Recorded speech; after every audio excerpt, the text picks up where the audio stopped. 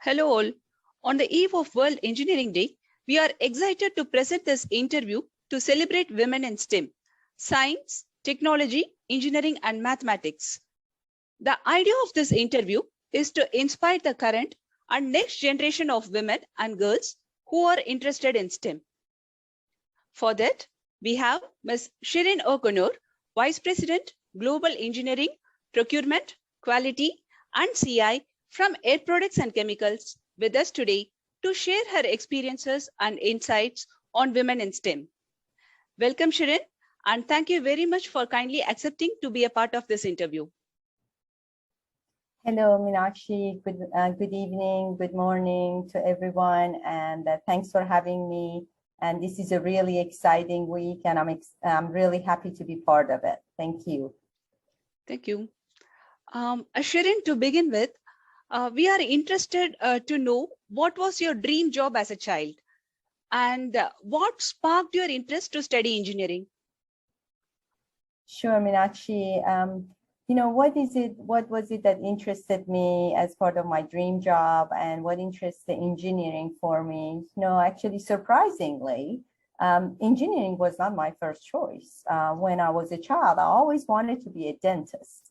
I was born in Iran and was unable to come to States right after high school. So it took me a couple of years due to the challenges that, as you can imagine, in late 70s and 80s due to changeover in Iran.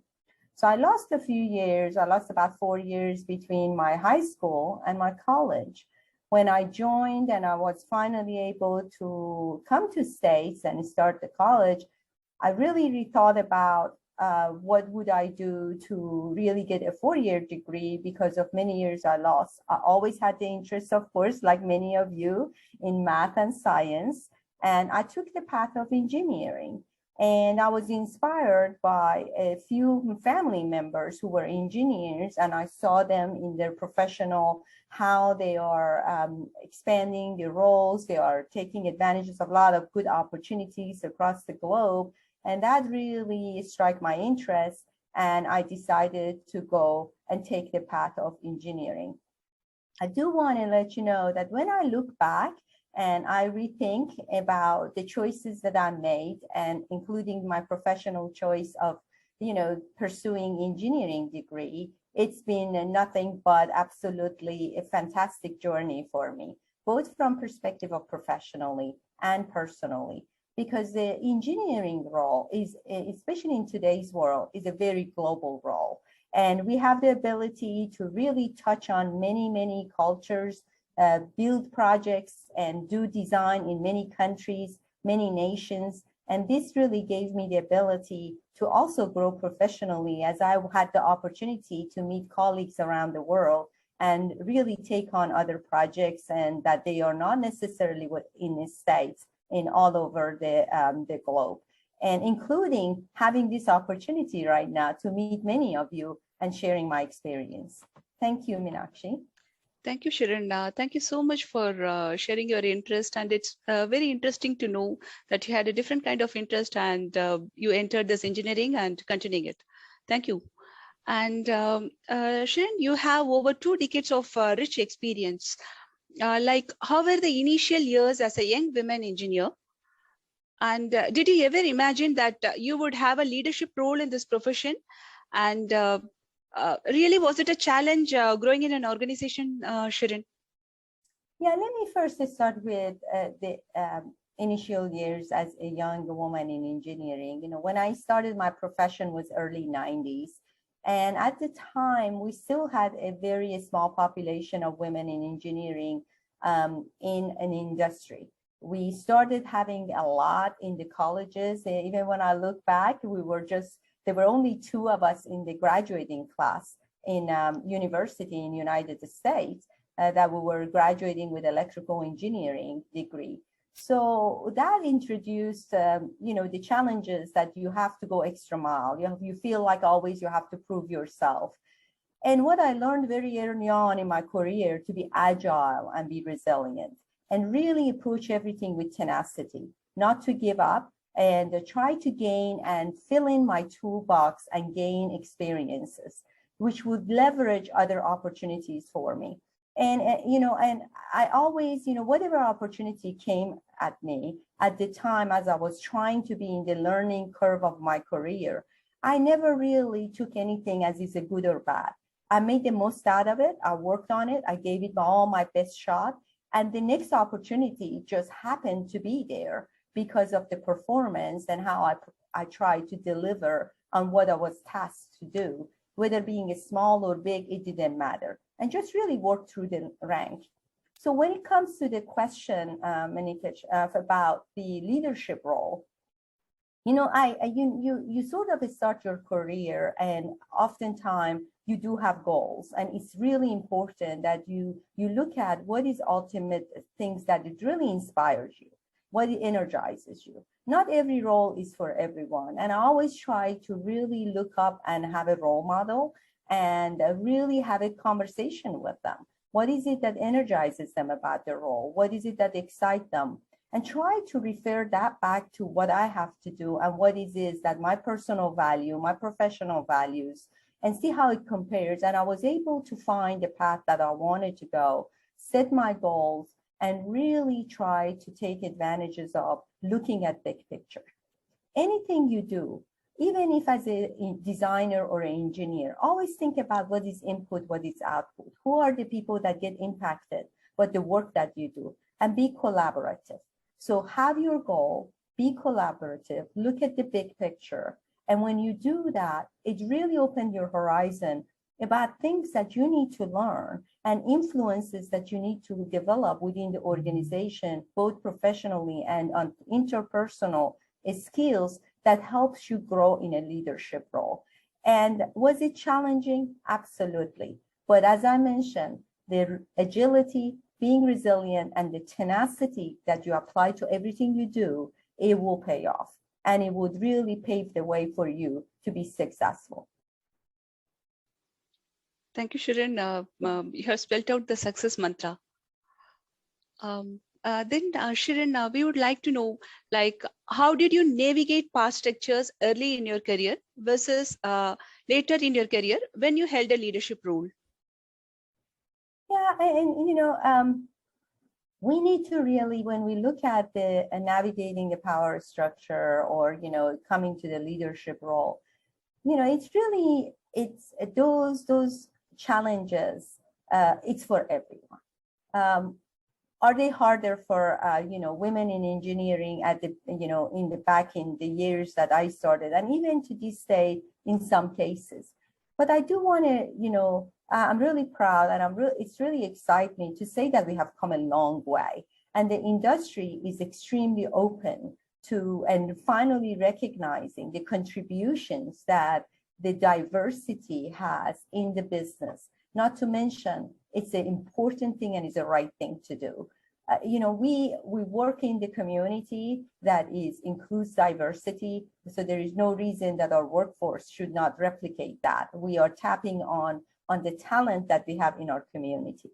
So, but nevertheless, these challenges are, come up for each of us, well, in every gender, every geographic, every culture, we will have those challenges and opportunity. But it's important that we really own and do the best at everything that we are tasked to do.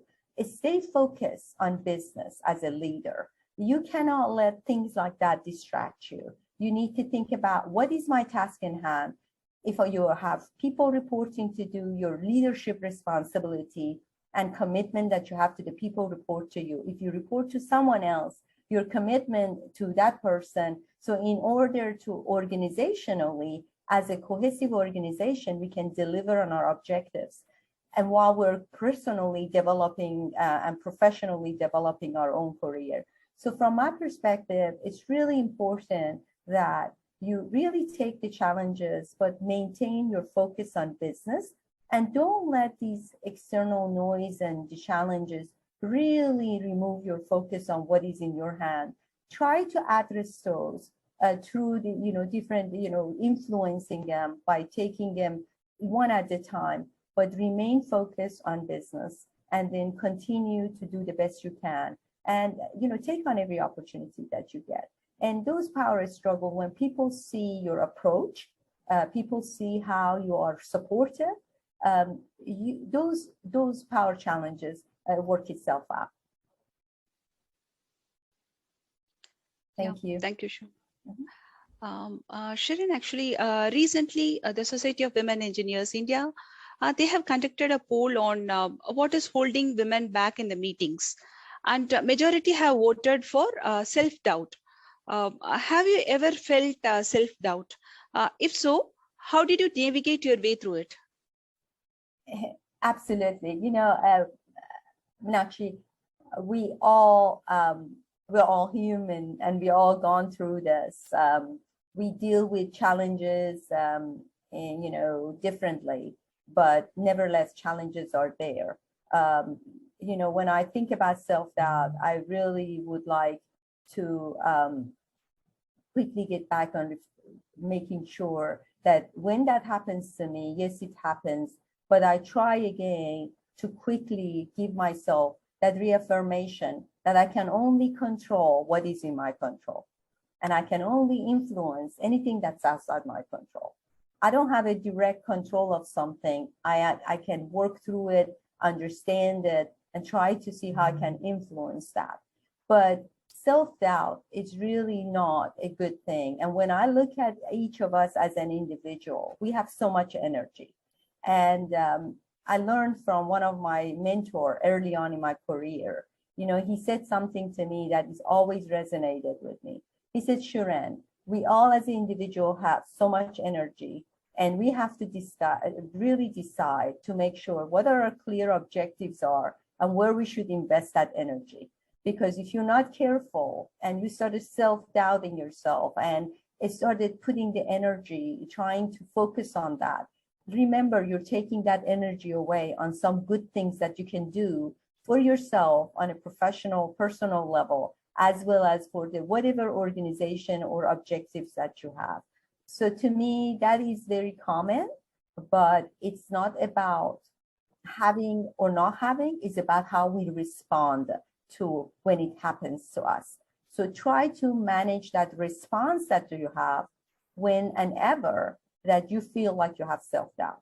It's very common, but just make sure you get a good response back and not let it hold you back.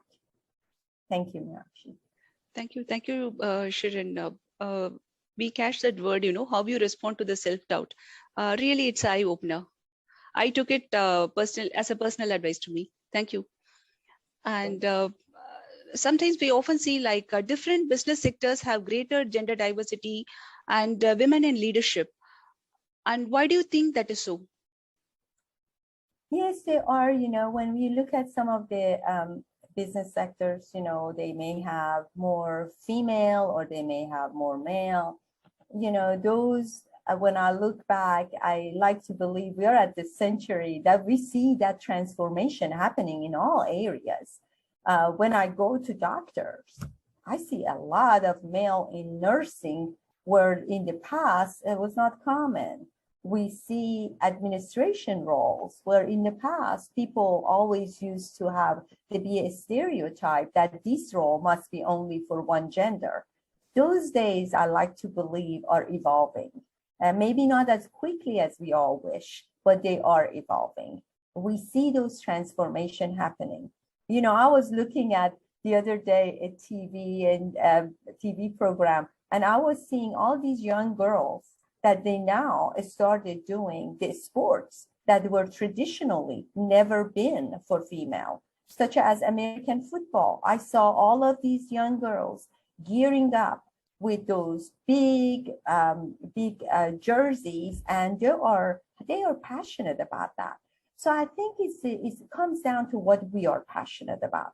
Don't let the role be defining you and those kind of topics, whether this role may be only for certain gender. Don't let that define your passion. Strive for your passion. What is it that really excites you?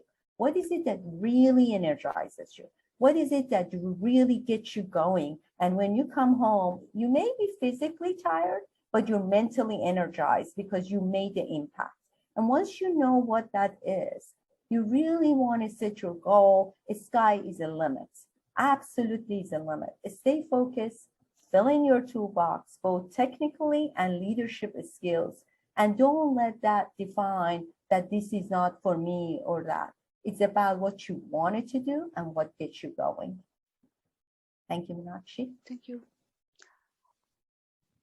Then what advice do you have for young engineers, especially women engineers, who would like to contribute to energy transition? Yeah, this is really, for the young women who want to, in the clean energy, the sustainability, safety of, saving our environment. It's really exciting time. When I look at how this whole energy transformation and the strive for clean energy has been, developing in the recent years, we used to talk about climate control. We used to talk about clean energy. But now it's becoming reality. When I look at Air Products and the investment that we're making and the passion that our CEO has about how he wants to really reduce the CO2 within certain years, and the type of investment we're making in green hydrogen, in blue hydrogen, in conserving the energy, it's really exciting time. You see the world is moving that way, and it's really great to be part of that first movement. So as a young women engineers, which in these days, these things are important to people.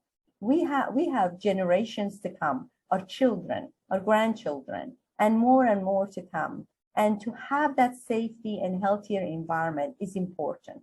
We all know what that means. We all want to, at the end of the day, when we go to our home and our community, really enjoy that. So to be a part of the engineering profession and have an impact on that and can say, hey, I made the impact. I was part of that project that really helped us to, capture the clean air or clean energy. It's important. And you can really be proud of that when you speak to your family members, to your friends. So it's a really, exciting time for all the young engineers. And I think it's a time that we can make a huge impact. In today, Air Products, we are making impact on environment. We're going to have a healthier environment that our family and friends can enjoy. And to be able to say as an engineering organization, we are making that impact and we're part of that success story. It's huge. I can assure you it's going to resonate with you for years to come. And you're going to be talking about this to your friends and family in such a pride manner that makes your blood flowing. So there is a lot of good things happening. I'm so glad for you all to choose engineering and being part of this exciting time. Meenakshi, back to you. Yeah, this is really inspiring, Shirin, and really we are proud to be a part of it. Of course. Then, Shirin, what advice do you have for women who aspire to grow and take up leadership roles? The advice to all of wonderful female engineers who are upcoming engineers who are already started their career, I would say the sky is the limit. You can do, and sometimes people take those words really lightly, but I really believe in it. When I look at my career, I mentioned to you at the earlier part of my career, I had to leave Iran and put everything behind and come here and start from ground zero. It was far outreach for me. I came to US in the country. I started going to college. I had to work 2 jobs to make sure I pay for school, and just because we had to leave everything behind. So when I look at things that happened, and there were days that I would sit there and I'd go to my school working through classes, credit hours, while I had to go work late and work on weekends. And it was tough, but I never gave up. I approached it with tenacity, and it was outreach. If you asked me that day, I could have imagined whether, what would I be doing 20, 30 years later. I probably could have not shared with anyone with clarity. But what I knew is, this is my destiny, and this is what is ahead of me, and this is the challenges that's put in front of me, and I can deal with it.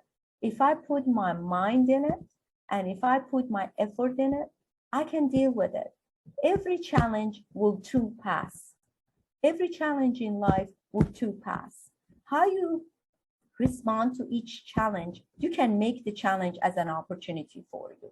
So my 2 cents is, sky is limit. You know, take a stretch assignment, look for role model, talk to people, do your part and perform and perform and perform. But make sure you do have sounding boards. Make sure when it gets tough, you can talk to people who can help you get through the challenges.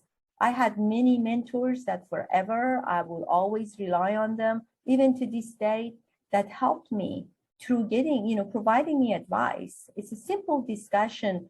It can be just 5 minutes conversation, and you realize your challenges are not a different challenge. Everybody has same challenges, and just are they approaching it, or they have a different point of their lives. So my really advice to you is, the sky is the limit. Take on a stretch assignment, do performance. If your goal is to grow your career and move up through the ranks and organization, you really can do it. You really can, and nothing can stop you. Thank you. Thank you. And lastly, with International Women's Day coming up, how can women help to break the bias at their workplace? How are we going to break the bias? It's really, I think we already have. So be very proud of what the generation prior to us has done to pave the way, to demonstrate that how women can contribute to this profession so fantastically, and improve the business, improve the culture within the organization, to understand the diversity of thought, to understand the importance of inclusion, to understand how different thinking, different background, different view on risk profile, how we approach things can make us make better business decisions. Not to mention, it's just the right thing for equal opportunity.